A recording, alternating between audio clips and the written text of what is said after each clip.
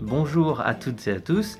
Comme vous le savez, depuis le début du confinement, la Fédération protestante de France vous accompagne avec ses vidéos méditation chaque semaine.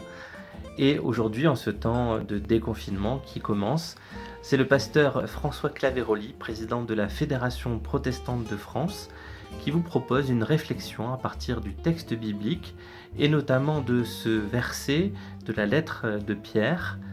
Il vous a appelé à sortir de la nuit pour vous conduire vers sa lumière magnifique.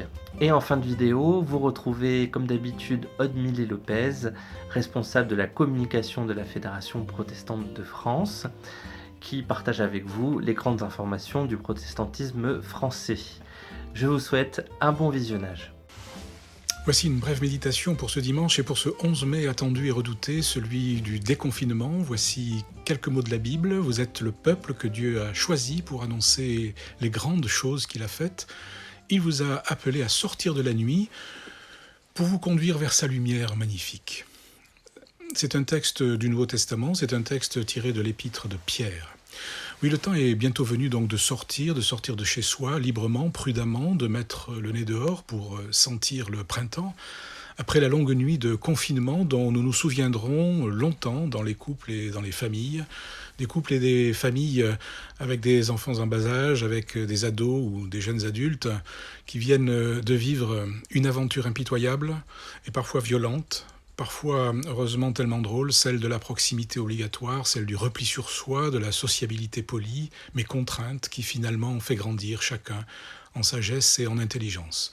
Le temps est venu de sortir de chez soi, donc, et j'oserais presque dire de sortir de soi, c'est-à-dire de se découvrir soi-même autrement que empêché, prisonnier de consignes et de codes imposés. Sortir devient ici le verbe de la liberté. Comme en Israël, le terme choisi après l'esclavage est celui de l'exode, la sortie de la contrainte qui appelle à bouger, à avancer, à faire des pas vers l'inconnu et le nouveau qu'il faut maintenant reconstruire ensemble. Vient maintenant le temps de marcher, de courir, de bouger, non pour être sportif seulement, mais pour être humain avec l'autre. Mobile, volubile, agile, fraternel, dans la rue, au travail, dans les commerces, en société. Comme une sorte de naissance faite de découvertes des autres qui sont toujours là alors que les rues étaient jusqu'ici désertées. Une redécouverte des apprentissages de la vie. Oh, je sais bien que vous n'êtes pas resté immobile toutes ces semaines.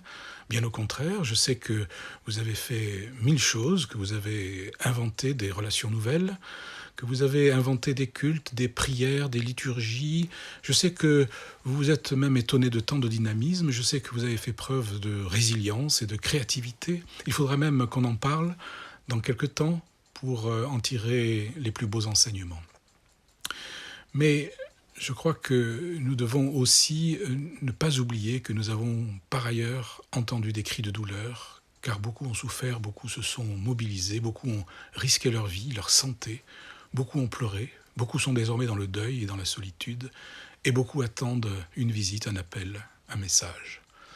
Il est temps d'aller vers ceux qui pleurent, qui attendent une présence. Il est temps de nous remobiliser.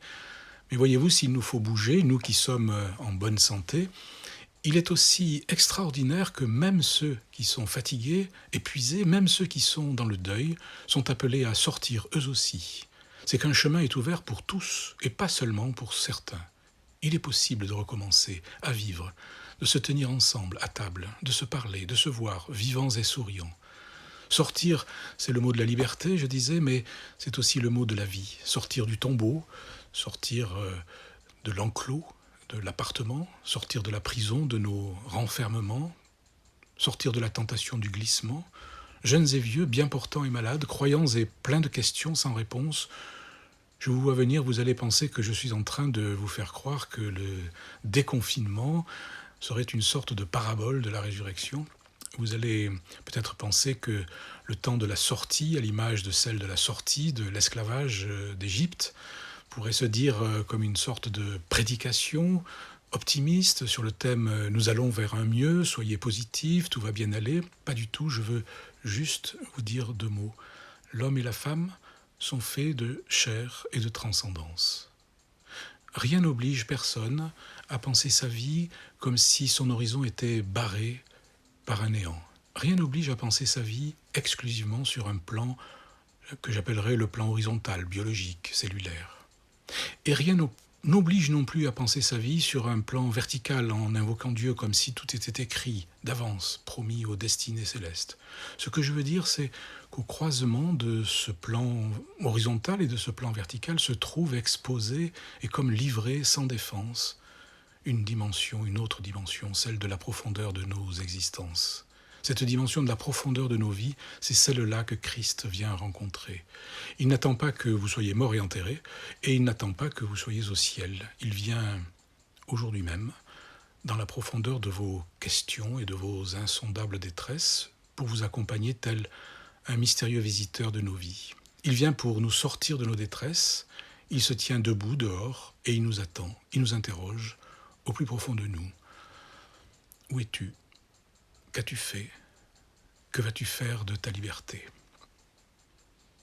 C'est au fond ce que dit l'épître de Pierre avec ses propres mots. Vous ne le saviez peut-être pas, mais vous êtes bien le peuple que Dieu a choisi pour annoncer les grandes choses qu'il a faites. Il vous a appelé à sortir de la nuit pour vous conduire vers sa lumière magnifique. Allez, prions, disons sereinement, en toute confiance, notre émotion, notre chagrin, notre angoisse, mais aussi nos attentes pour les jours qui viennent, l'école, le travail, les transports, les retrouvailles, les soucis. Toi qui es le mystérieux visiteur de nos vies, ne nous lâche pas maintenant. Vois la profondeur de notre désarroi après tout ce que nous avons traversé. Vois le sérieux de nos questions tellement personnelles. Vois le trouble qui est en nous, ici et dans le monde entier. Toi qui étais bien avant nous et qui seras bien après nous, sois présent au plus profond de nos vies, ce jour d'un printemps de l'année 2020, un mois de mai d'une terrible épidémie, et aide-nous à avancer. Et ainsi je peux terminer ce moment avec vous par ce simple mot. Amen. Un grand merci au pasteur François Claveroli, président de la Fédération protestante de France, pour cette ultime méditation de confinement. Nous vous proposerons encore ces vidéos jusqu'à la réouverture des lieux de culte, plutôt repoussée au mois prochain a priori. Voici quelques informations pour cette veille de déconfinement. Tout d'abord, vous rappelez l'appel lancé par Solidarité protestante. Cette plateforme, qui sous l'égide de la Fondation du protestantisme, a lancé depuis plusieurs semaines un appel à dons pour soutenir œuvres et associations protestantes dans leurs actions face à la crise du Covid-19 en France et au-delà dans le monde, au secours des plus vulnérables. Découvrez, encouragez et soutenez les actions des associations et ONG protestantes pour mieux vivre la fraternité en ces temps difficiles sur le site www.solidaritéprotestante.org et à la une de protestant.org. Retrouvez-y aussi toute l'actualité protestante des églises, des œuvres et des communautés, le service protestant et présence protestante en replay sur le site de la FPF, www.protestant.org. Bon courage à toutes et tous, prenez soin de vous et des vôtres et à très bientôt.